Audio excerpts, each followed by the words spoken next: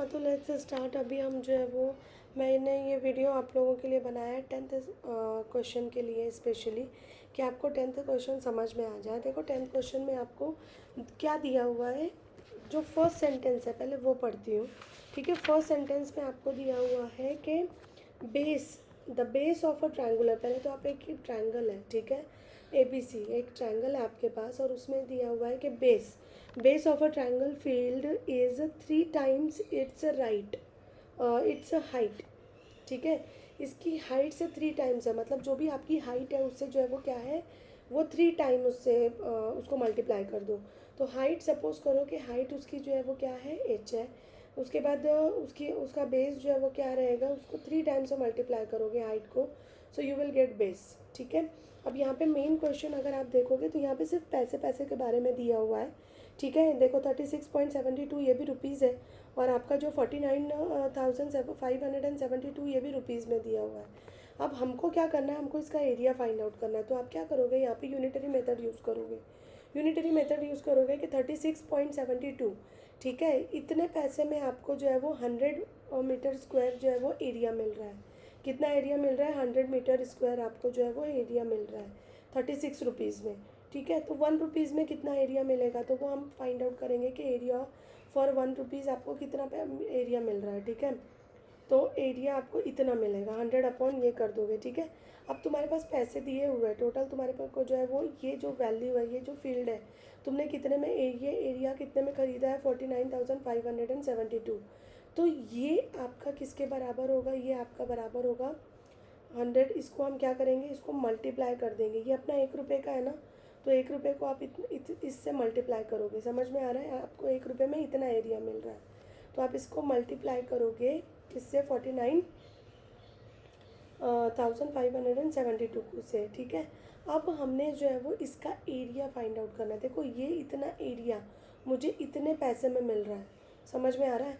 अब मुझे क्या करना है, मुझे इसको जो है क्या कर देना है, इसको इसका एरिया फाइंड आउट करना है। तो जब मैं एरिया फाइंड आउट करूँगी तो 1/2 multiply by B into H, height into H, ये वाला फार्मूला अपन सिंपल जो फार्मूला है वही यूज़ करेंगे।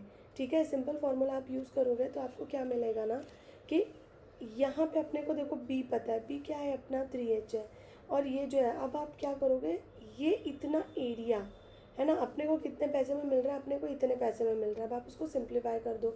अब आप इसको सिंप्लीफाई कैसे करोगे, इसको पॉइंट निकालना है तो आप इसको मल्टीप्लाई बाय 100 कर दो। ठीक है, इसको जब आप मल्टीप्लाई कर दोगे और फिर उसके बाद जब आप सिंप्लीफाई करोगे, सिंप्लीफाई करने के बाद देखो यहाँ पे बीच का जो कैलकुलेशन है you people have to do. ठीक है, ये आप लोग कर सकते हो। यहाँ पे एच स्क्वायर और ये जो वैल्यू है देखो 3/2 हो जाएगा। 3/2 इस साइड लेकर आ जाओ तो तुम्हारे पास वैल्यू क्या आएगी, देखो मैं यहाँ लिख रही हूँ, H square is equal to, ये 3.2 इस साइड आएगा तो ये हो जाएगा 2/3 मल्टीप्लाई बाय 100 इंटू 100, क्योंकि मैंने पॉइंट निकाल दिया है, तो 3672 मल्टीप्लाई बाय 49,572। 3 आवर्स का पेपर है, इस टाइप के क्वेश्चन आना ज़रूरी है। समझ में आ रहा है क्या, तो आप लोग समझो कि थोड़े हार्ड क्वेश्चन जो लेवल होगा थोड़े हार्ड होंगे, क्योंकि टीचर चाहेगा ना कि आप लोग जो है वो 3 आवर्स जो है पेपर करो, तो कैलकुलेशन थोड़े जो है वो हार्ड डालेगा। तो आप थोड़ा यहाँ पे कैलकुलेशन यहाँ पे करते बैठोगे। ठीक है, यहाँ कैलकुलेशन करने के बाद आपको मिलेगा H square is equal to क्या मिलेगा, 900। समझ में आ रहा है, तो आपका जो है वो एच क्या आएगा, 300। आपका एच 300 आ गया, आप उसको मल्टीप्लाई किससे करोगे, देखो अपना जो बेस है, अपना बेस क्या है, 3h है, राइट। बेस हमने क्या लिया है, यहाँ पे देखो आपको जो है वो यहाँ पे बोला है हाइट जो भी है उसको मल्टीप्लाई 3 से करोगे तो आपको बेस मिलेगा। तो आपका जो हाइट आया है 300, उसको आप मल्टीप्लाई 3 से करोगे तो आपको क्या मिलेगा, बेस मिल जाएगा। तो आपका बेस आ गया 900। ठीक है, तो यहाँ पे जो है वो अपना ये वाला जो क्वेश्चन है वो कंप्लीट होता है। कैलकुलेशन कोशिश करो करने का। उसके बाद 11 क्वेश्चन देखो। 11 क्वेश्चन में मैंने आप लोगों को जब बोला है कि जब भी रेशियो आएगा तो ये चीज़ याद रखना है कि आप उसको क्या करोगे, एक्स लगाओगे, 5x + 3x + 4x। अब यहाँ पे अपन ने प्लस क्यों किया है, क्योंकि आपको ये जो वैल्यू दी है, ये जो रेशो दिया है ना, 180 आपको पेरीमीटर दिया हुआ है। ठीक है, जो 11 क्वेश्चन है वो एक बार रीड करो। 11 क्वेश्चन में आपको जो है वो क्या दिया हुआ है कि the sides of a triangular field area in the ratio of 5:3:4 and its perimeter is 180 degree. Perimeter दिया है यानी कि आपको ऑल साइड्स क्या करना है, जो ऐड कर देना है, और ये ऐड करने के बाद आपको कितना मिलेगा, 180 मिलेगा। ठीक है, अब तुम देखोगे कि यहाँ पे जो है वो 5x है, 3x है, 4x है, यानी कि इनडायरेक्टली क्या होने वाला है कि जो आपके साइजेस होंगे साइड के वो डिफरेंट आने वाले हैं। That means here you have to use Heron's formula. तो जब आप एक्स की वैल्यू फाइंड आउट कर लोगे उसके बाद आप हीरोन्स फार्मूला यूज़ करोगे, और हीरोन्स फार्मूला यूज़ करने के बाद आप एरिया फाइंड आउट करोगे इस फील्ड का। समझ में आ रहा है? तो आप ये बहुत इजीली कर सकते हो, you people can do easily. अब जो है वो 12th क्वेश्चन देखो। 12th क्वेश्चन में आपको जो है वो क्या दिया हुआ है, एक ट्राइंगल है सपोज करो,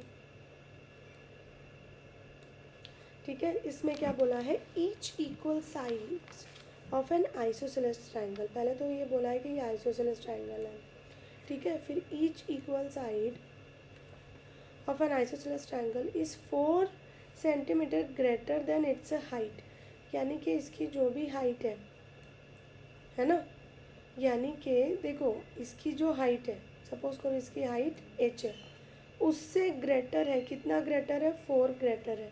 समझ में आ रहा है? ईच इक्वल साइड, ये जो इक्वल साइड है ये उसकी जो भी हाइट है उससे 4 ज़्यादा है, यानी कि इसकी जो भी हाइट है h उससे कितना ज़्यादा है, 4 ज़्यादा है, ठीक है। h दिया हुआ है और ये तुमको बेस की वैल्यू दी हुई है। बेस कितना है दिया हुआ है अपने को, 24 दिया हुआ है। Calculate the perimeter and the area of the side.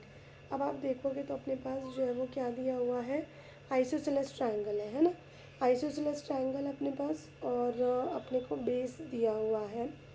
तो अब आपने क्या करना है, ये जो AD है, ये जो हाइट है, ये आपका रहेगा 90 डिग्री, ठीक है।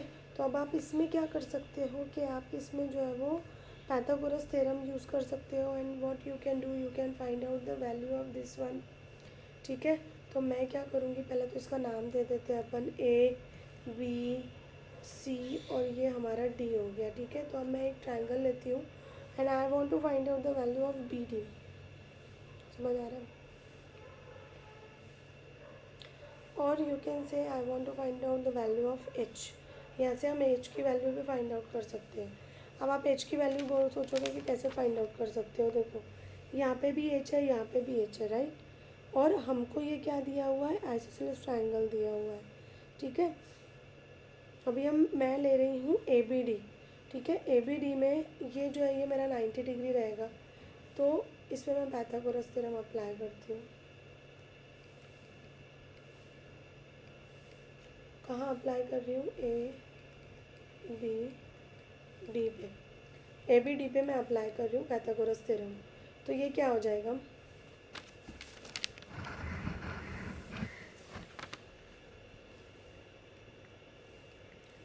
H+4 bracket square is equal to H² plus, ठीक है। अब मुझे बताओ यहाँ पे अपने को BD पता है क्या, हाँ BD पता है। देखो ये आइसोसेलेस ट्रायंगल है, तो आपका यहाँ पे जो भी आएगा ये सेम रहेगा, यानी कि ये तुम्हारा कितना होगा, ये होगा 12²। समझ में आ रहा है? तो यहाँ से आप H की वैल्यू फाइंड आउट कर सकते हो। समझ में आ रहा है? BD और DC क्यों, क्योंकि आइसोसेलेस ट्रायंगल का अब यहाँ पे एक प्रॉपर्टी हमने यूज़ की है।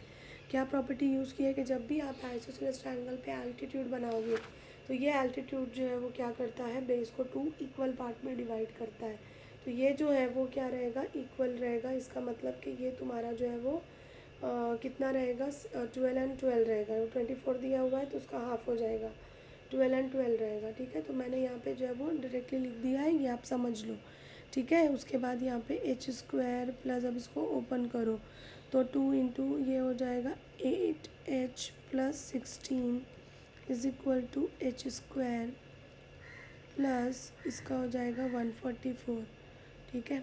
अब हम क्या करेंगे, आप इसको कैंसिल कर सकते हो, दोनों साइड में H² है, ठीक है। आप दोनों साइड के H² को कैंसिल करके इसको सिंप्लीफाई कर लो और H की वैल्यू फाइंड आउट कर लो। तो जब आप H की वैल्यू फाइंड आउट करोगे, देखो अभी अपन क्या करते हैं, 8H मैं वैसे ही रहने देती हूँ, 16 उस साइड भेजती हूँ, 144 -16 और h इज़ इक्वल टू क्या आ जाएगा 128 divided by 8। h is equal to क्या हो जाएगा, इसको डिवाइड करो तो 8 वन ज़ा और ये आएगा 16। अपन इसको क्या लिखेंगे, ये तुम्हारा 16 आया है सेंटीमीटर हो जाएगा है ना, सब चीज़ सेंटीमीटर में है तो हम ये h की वैल्यू सेंटीमीटर में आ गई। अब आपका ये जो है वो 16 है, ये इसमें +4 कर दो तो ये 20, ये 20 हो गया। समझ में आ रहा है? ठीक है, तो AB और AC ये आपका कितना हो जाएगा 20 एंड 20 सेंटीमीटर। समझ में आ रहा है? तो ये 11th क्वेश्चन जो है वो हमारा 12th क्वेश्चन हमारा कंप्लीट हो गया। ठीक है, तो ये इसको ज़्यादा, इस वीडियो को ज़्यादा बड़ा नहीं करते हैं ताकि सारे बच्चे ये जो क्वेश्चंस हैं वो देख सकें। ओके, सो बाय एवरीवन।